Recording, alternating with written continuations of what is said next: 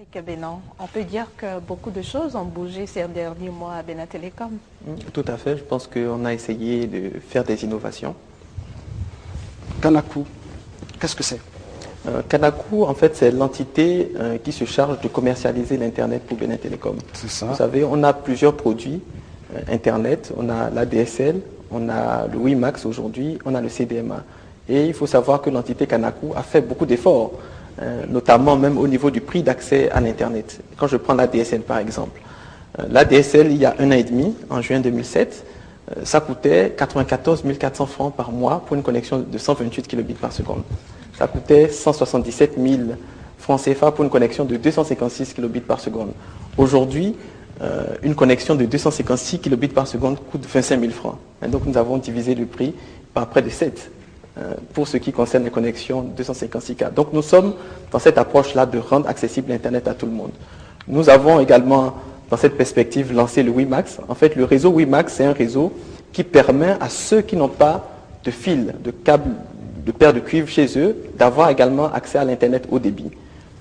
Nous l'avons lancé il y a 6 mois à peu près, nous avons une centaine de clients et c'est une offre qui est amenée à se développer. Nous avons également promu l'accès à l'Internet à travers le réseau CDMA. Cette fois-ci, nous avons fait une offre un peu plus light dans le sens où le client maîtrise mieux sa consommation. C'est du prépayé, ça coûte 8 francs la minute et je tiens à vous dire déjà que nous avons 7000 clients aujourd'hui qui accèdent à l'Internet à travers le CDMA.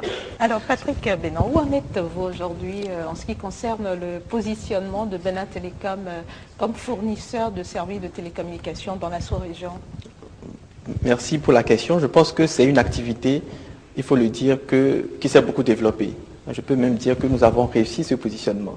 Nous avions la vision de faire de Bénin Télécom un hub régional en matière de fourniture d'infrastructures aux autres opérateurs internationaux. Et nous avons réussi puisque, effectivement, vous avez montré la signature du premier contrat avec le Nigeria. Depuis, il y a eu plein d'autres contrats avec le Nigeria. Nous avons pu signer avec le Togo, nous avons signé avec le Niger. Nous sommes en discussion. C'est une affaire qui marche ensemble? C'est une affaire qui marche. L'argent rentre? Écoutez, en tout cas, ça améliore la trésorerie de la maison, effectivement. Et la nouvelle carte Télé Plus, 50 francs CFA pour joindre l'extérieur. Qu'est-ce qui se cache sous cette offre-là?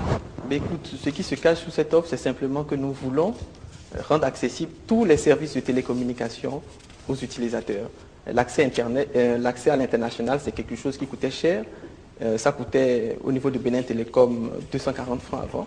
Nous avons voulu vraiment réduire de façon substantielle ces prix-là pour permettre aux utilisateurs d'accéder à l'international. Donc nous sommes passés pour certaines destinations à 50 francs CFA, tout simplement. Il n'y a pas un manque à gagner? Non, nous faisons bien nos calculs. Vous savez que j'ai fait les mathématiques supérieures, mathématiques spéciales, donc j'aime bien les calculs. D'accord, ok, très bien, très bien. Au nombre des nouveaux produits aussi, il y a ZKD. Tout à fait. Parlez-nous-en. Voilà, Comment se porte ce produit aujourd'hui? ZKD, c'est un produit que nous avons lancé justement pour pallier à ces difficultés que nous avions sur les réseaux fixes. ZKD, c'est un produit qui a bien marché jusqu'à un moment donné. Nous avons aujourd'hui 30 000 clients à peu près sur ZKD, mais nous avons connu quelques problèmes techniques cette année. Et je tiens à rassurer les clients ici aujourd'hui sur le fait que les problèmes techniques sont résolus.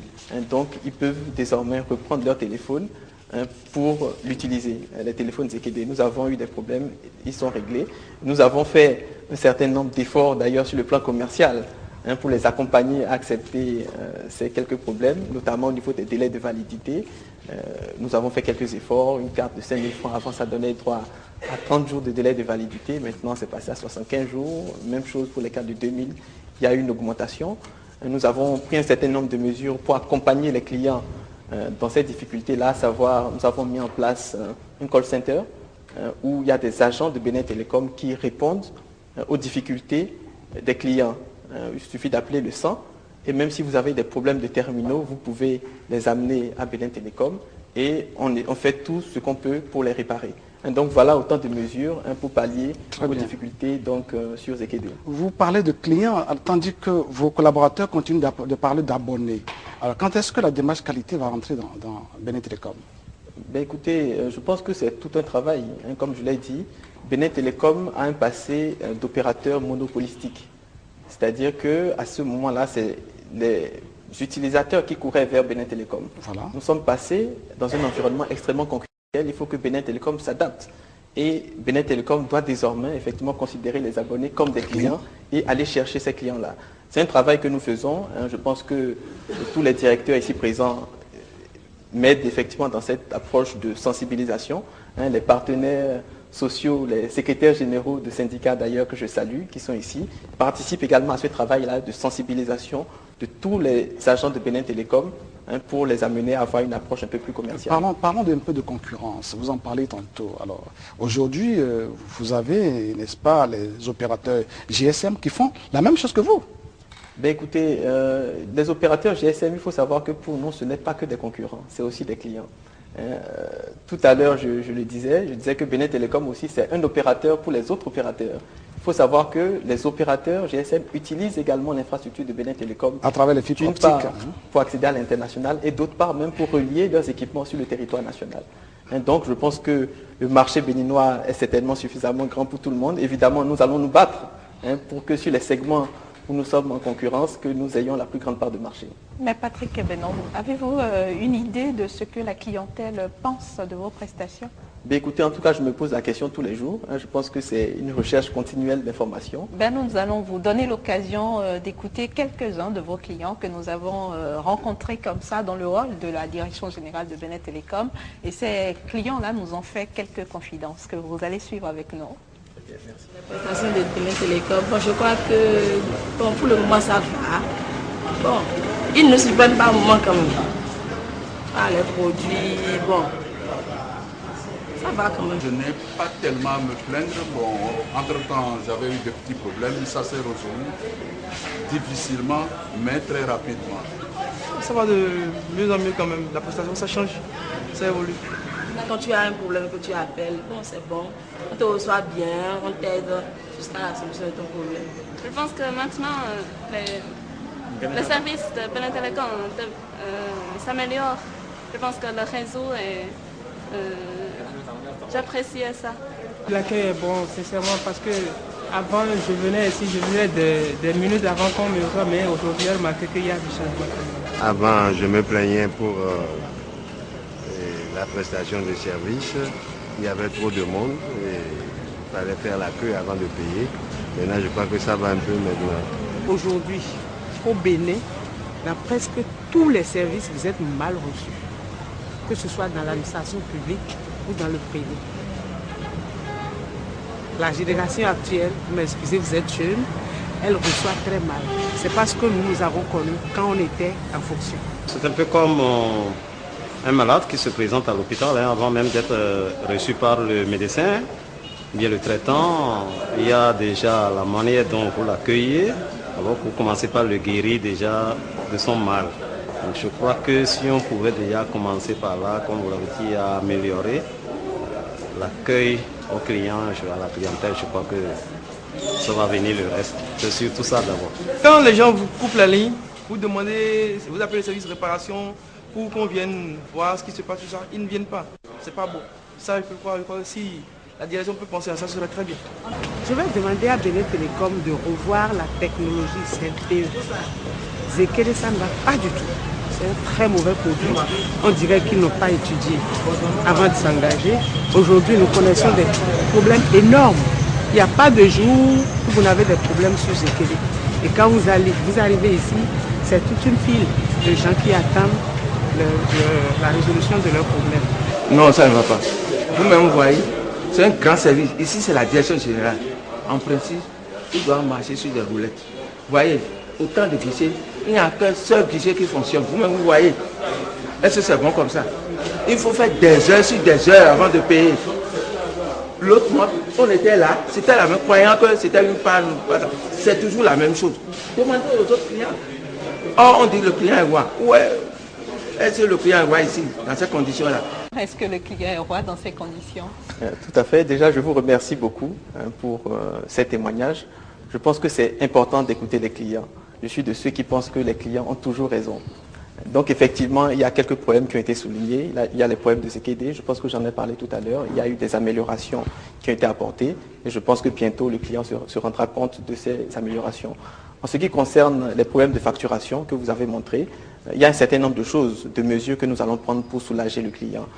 Première mesure, on va refaire les actels de Bénin Télécom. Durant toute l'année 2009, la vingtaine d'actels que nous avons fait sera réaménagée. Ça permettra aux clients d'avoir un peu plus d'espace. Deuxième chose, nous sommes en train de discuter avec un certain nombre de banques pour que les clients puissent payer leurs factures au niveau des guichets de banque également, ce qui permettra de désengorger donc, les guichets de Bénin Télécom.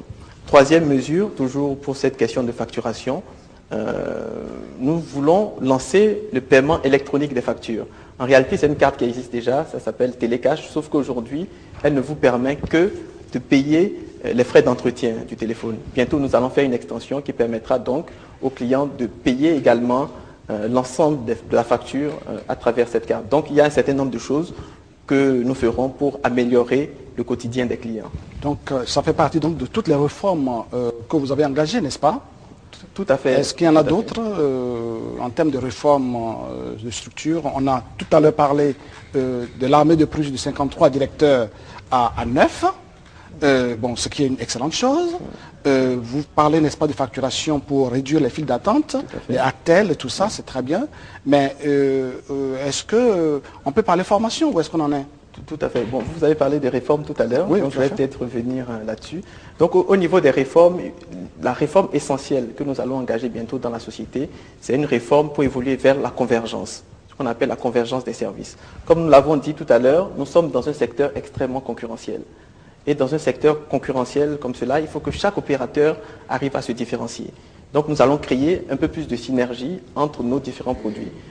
Par exemple, aujourd'hui, Télé Plus permet de téléphoner à partir du téléphone fixe, à partir de ZKD. Bientôt, ce sera possible de l'utiliser également sur Libercom. Donc, il y aura plein d'offres convergentes comme ça qui permettront d'aller donc vers cette convergence-là. Même au niveau des actels dont j'ai parlé tout à l'heure, que nous allons réaménager, ce sera réaménagé dans un esprit de convergence. Parce que désormais, dans toutes les actels de Bénin Télécom, vous aurez des espaces où, dans chaque espace, les produits principaux de Bénin Télécom seront représentés. C'est-à-dire que vous aurez Libercom, ZKD, le téléphone fixe conventionnel, Kanaku, dans les espaces de Bénin Télécom, pour avancer donc vers la convergence. Vous avez parlé de la question de la formation. Je pense que nous avons beaucoup de projets.